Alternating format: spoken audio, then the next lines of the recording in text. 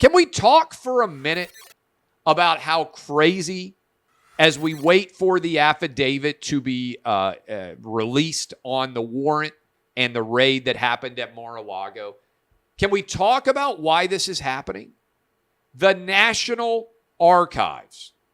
The National Archives is mad because they don't have all of Donald Trump's presidential documents. And the National Archives is forcing or trying to, they can't force it, they've been able to force the Department of Justice to raid Donald Trump's house to get them their documents. This is like your local library getting the police to raid your house because you haven't returned a library book. This is basically what they are trying to argue. And Merrick Garland looked at the entire 200-plus year history of the United States and decided it was worth breaking the precedent under which no candidates, no current president has ever allowed his Department of Justice to raid the home of a prior president in over 200 years.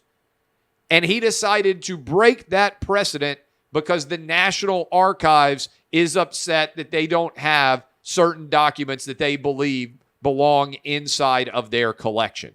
Again, this is like your local library being upset that you have not returned books and getting the FBI to raid your home to try to reclaim these books. This is crazy. Merrick Garland should be removed from office for his judgment here.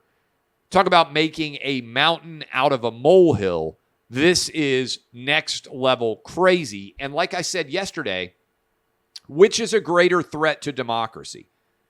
Your librarian being upset because a book hasn't been returned, or the FBI kicking down the door effectively of your home to raid you looking for these documents? It's never happened before in the history of the United States. You talk about threats to democracy.